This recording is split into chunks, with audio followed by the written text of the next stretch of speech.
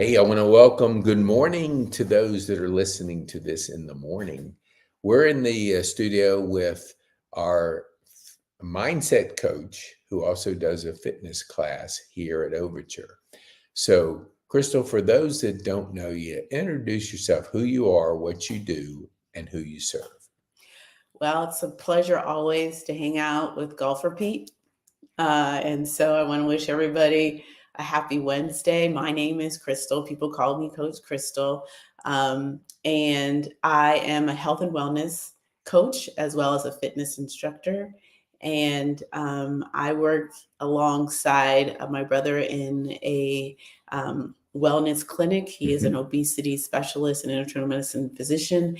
And together we help transform people from the inside out so they can be the best version of themselves, because health and wellness is not just the absence of disease, but it Mhm. also is a space where you are complete in your fitness, in your nutrition, in your mind, in your spirit, and your soul. Wow, that is like I, I can get my head around that. I love it.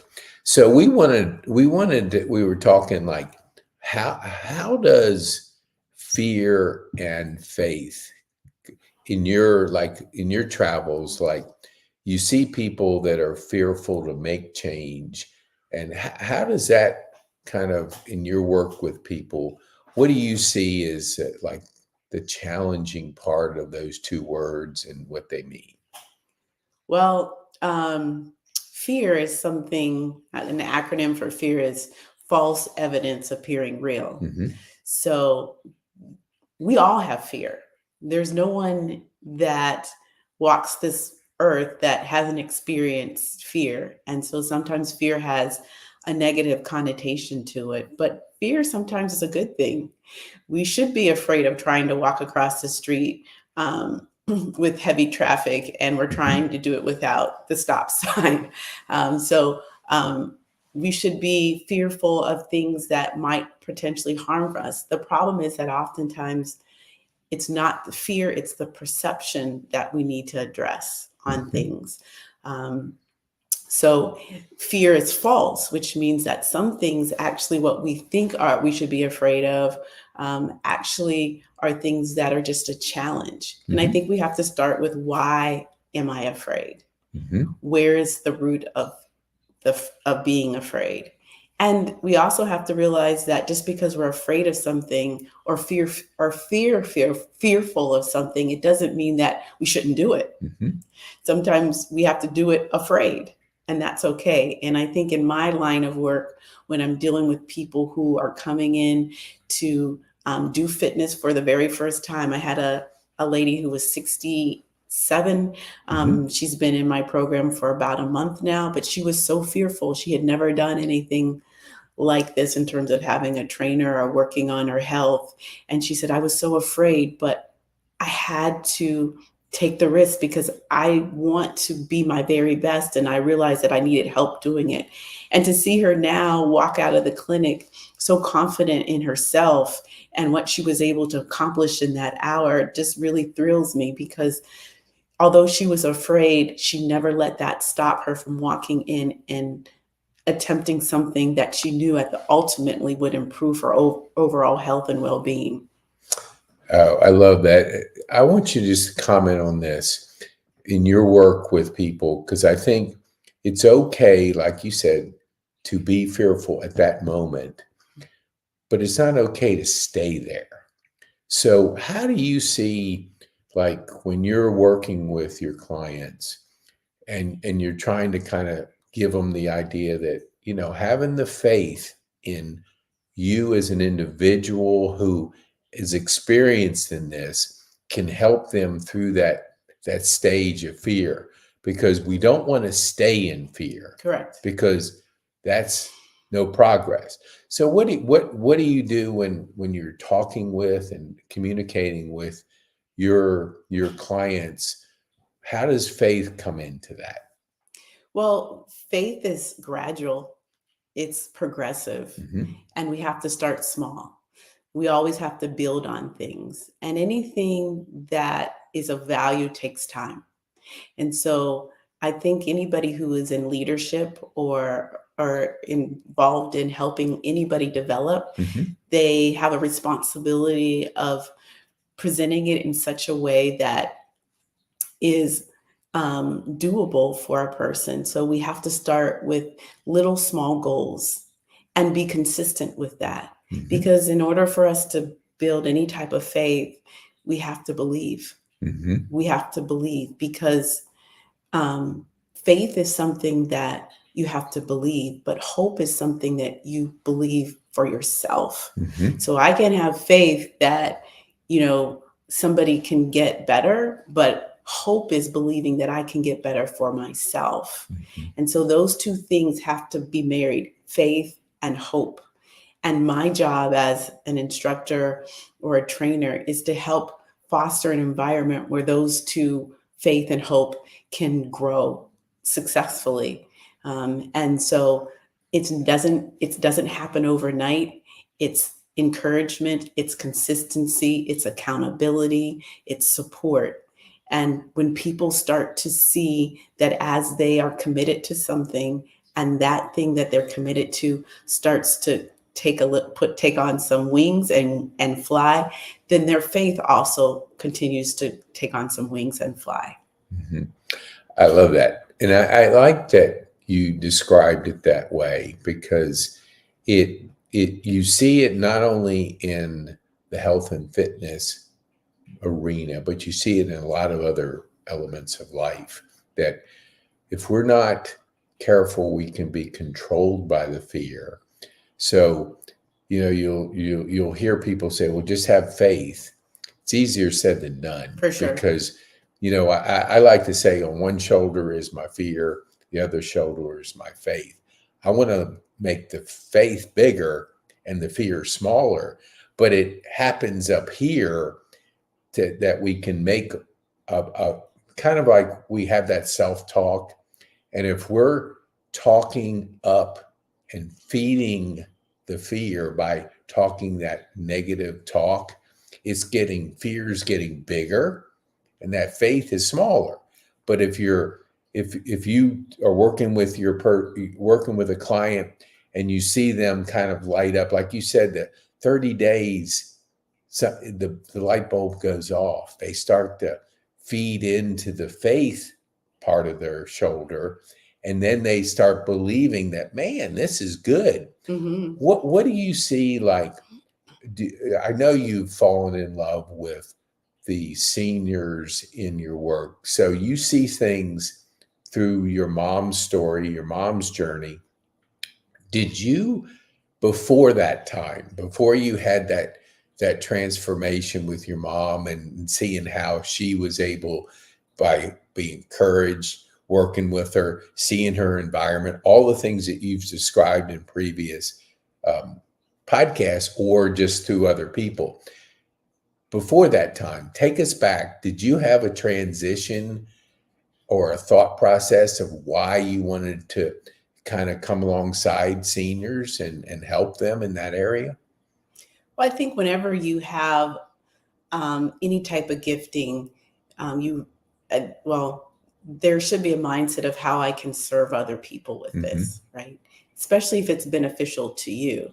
And you said something that was really powerful in that you had to say something different about what you were seeing to change the fear into faith. Hmm. So mindset is really important.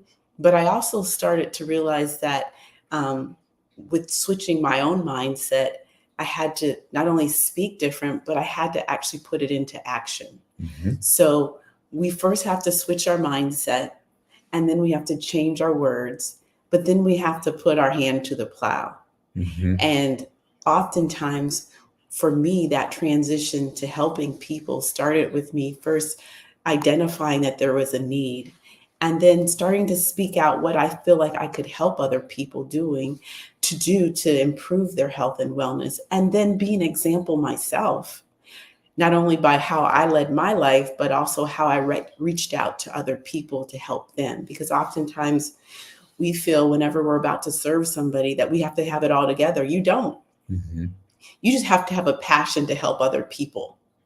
And you have to have some level of vision of how you can do it. There's oftentimes when I first started this journey, I was probably one or two steps just above the people that I was helping, right? Yeah. But it was a desire to serve other people and to see that there was a need. And everybody, I believe, is born on this earth to solve a problem. We have to identify what that problem is. And for me, it was under the umbrella of health and wellness. For somebody else, it could be finances. For somebody else, it could be something to do with medicine. We all have a calling. And in that calling, even if we know what that calling is, it comes with fear, right? But when we're able to step over the fear, or as you said, drown it out by faith, how we speak, what we choose to believe, what we choose to listen to, who we choose to listen to, then those things, fear no longer has a hold on us. It will always creep up once in a while whenever we have broken through a barrier and then there's another ceiling we're trying to break through.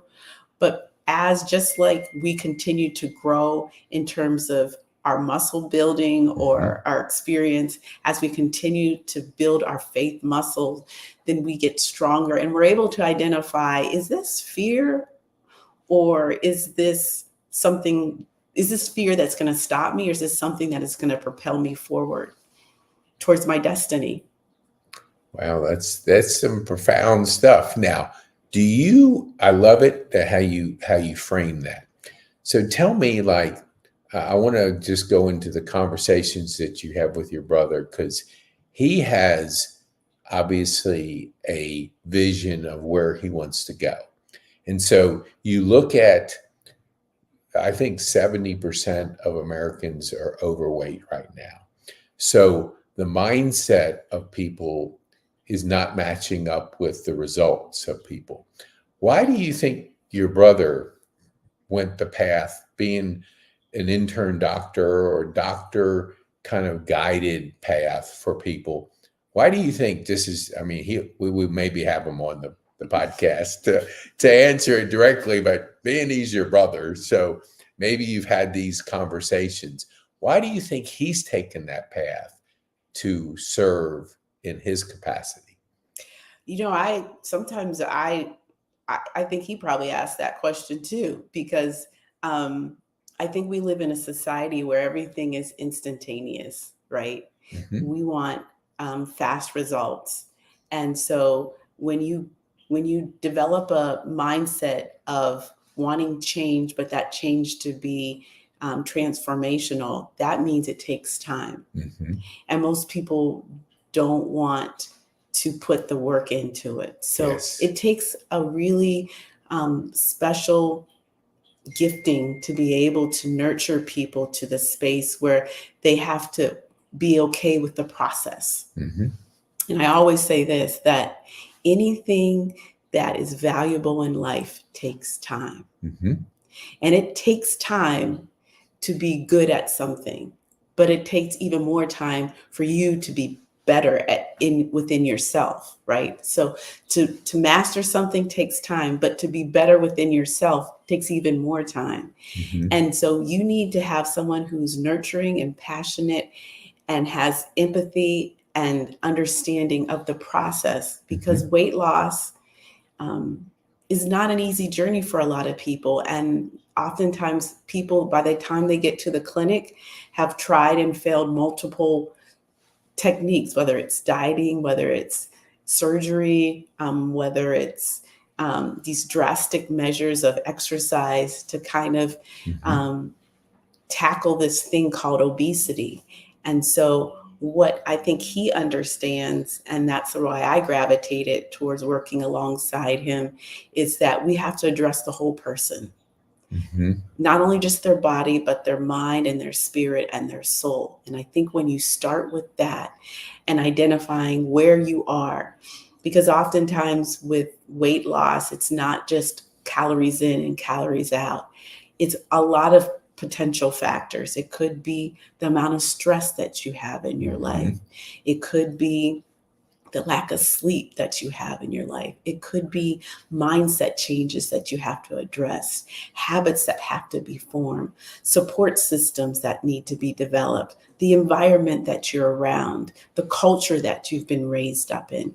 And so when we're talking about any type of change that requires us to have faith, we have to look at all the things, those fears, those mindsets, those chatters that go in our head that we've allowed to take residence in our head, that we have to debunk. We have to be able to say, is this really true?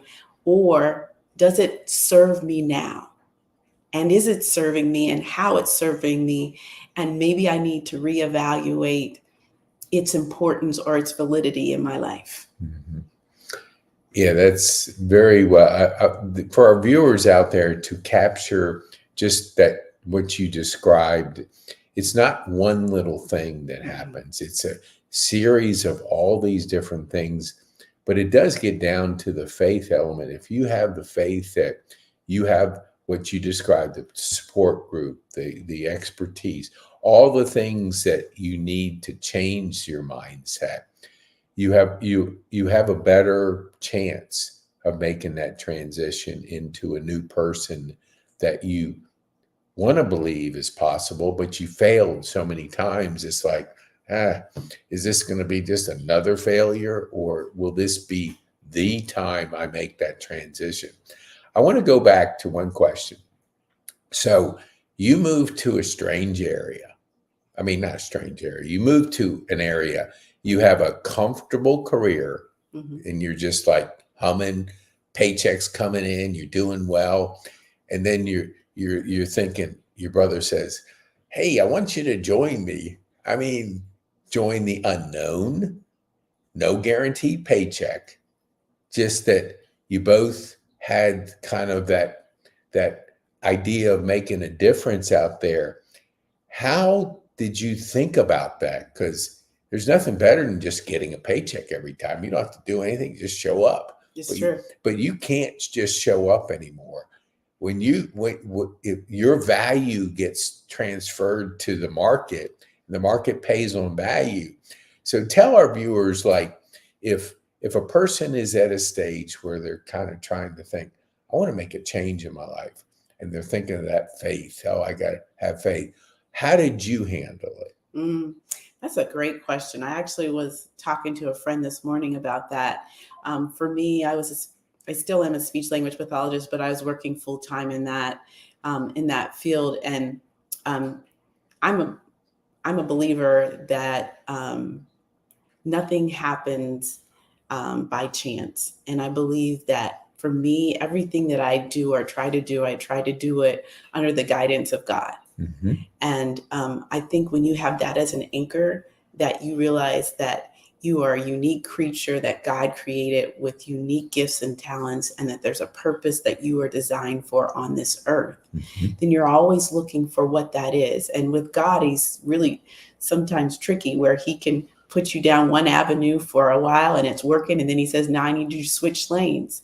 So that's why always having a communication with God and asking him what's next. And sometimes this was not my plan, so it was his. And so I think when I had a confidence that this was God's plan, because I would have never thought this up. I love having a paycheck every 2 weeks and having a 401k. Yeah. So I would have never dreamed this up for myself. And I always say that if you're in an uncomfortable place, or God places an idea in your mind that's uncomfortable, and you're like, is this me or is it God? Most of the times, if it's uncomfortable, it's probably God, because we are already going to choose something that we know that we can do and that we know the end results. And so about 3 or 4 years ago, I was walking up into the rehab department, and I just felt in my spirit, God's like, this is it. I need you to switch gears.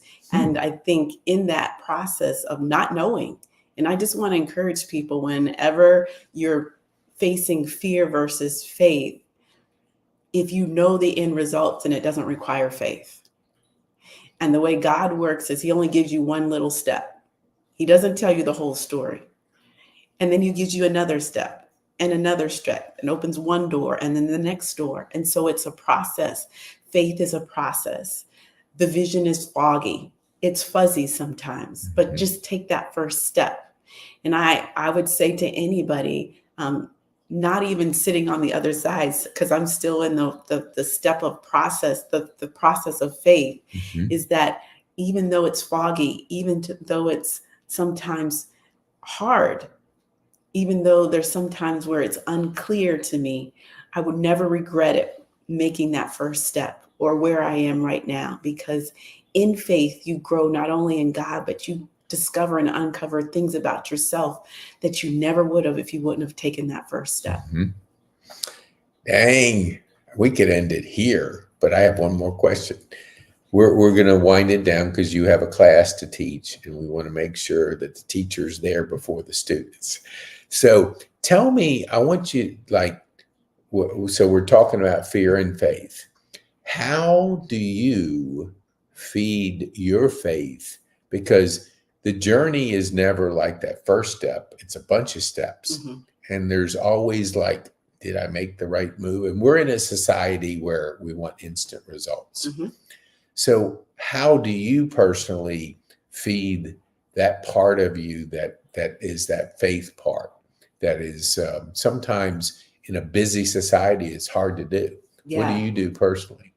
Well, I tend to go ahead of God sometimes. So I have to be disciplined in checking in. Is this what I'm still supposed to do? Is this the direction I need to go?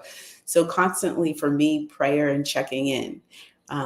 Also, I feel it's really important to continue to grow in the area that you feel God has led you to do. So if he's asked you to build a business, learn as much as you can about what it takes to build a business. Mhm. And then I also think it's really important to surround yourself with people that are like-minded.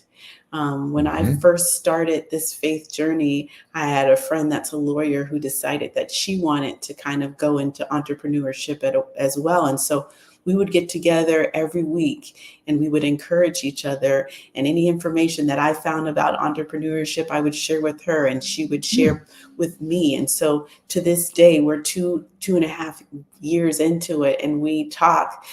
She's in a whole nother state. But we talk at least twice a month, checking in with each other. How are we doing?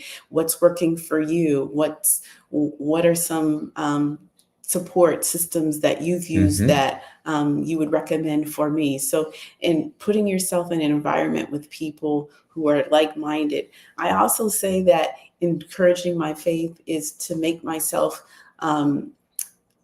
always looking at people who have achieved what I'm trying to achieve and trying Mhm. to connect with those people as well. Because when you know that there's people who've gone before you and they have great wisdom and insight, not only in what worked, but also some things that pitfalls and obstacles you want to avoid, being in a place of humility where you're always open to learn from others Mhm.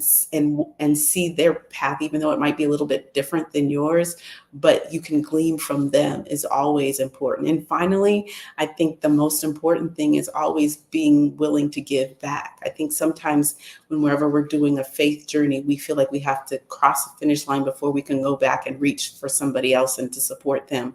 But Mhm. along the journey, always find somebody that you can help encourage and support and pour into as well. Well said, Coach Crystal. Well said. Okay, so let's let our viewers know how to get a hold of you. So, how can they get a hold of you? Well, you can, my phone number is right up on the screen. It's 330-646-3595. My website is www.clifefit. And my email address is clifefit at gmail.com. So feel free to give me a call in any of those methods. And I'm always here on Monday and Wednesdays at Overture. Mhm. I'm doing a health and wellness or fitness class rather from 9 to 10 on Mondays and Wednesdays. Wow. Okay, so Crystal will never promote, but I can. So, because I'm the host. So the host can promote. So if you're a senior living facility or somebody you know that needs to hear this message, just share it with them because it's so important in that journey, especially the journey where you're in, I call the fourth quarter of life, that you have that change that will allow you to continue into the overtime of life. Because if you're not physically watching that and being aware of it and being intentional, you may not get to the overtime of life. And so that's tragic, because we talked a tiny bit before. If you can say your life mattered at the end, and you like you just said, reach out to other people to pull them up along the way, that fills the heart. And I think we all have that choice. We have a choice of how we're going to lead whatever stage of our life that we're in. So if you choose to kind of make life matter and choose to make that change, if you haven't, I think it makes for a better whole picture of that faith versus fear versus faith. So I want to thank you, Crystal. What would you say the one thing? So if you had to sum up, what would be the one thing you would share with our viewers from this podcast? I would say that faith will always trump fear, and that when you choose faith over fear, you are choosing life. And I want everybody, no matter what stage they are in or season that they are in life, choose life, choose yourself. And in choosing yourself, you're going to make choices that expand your opportunities, and give you the ability to grow. And there is no season in life where growth stops. It's a choice.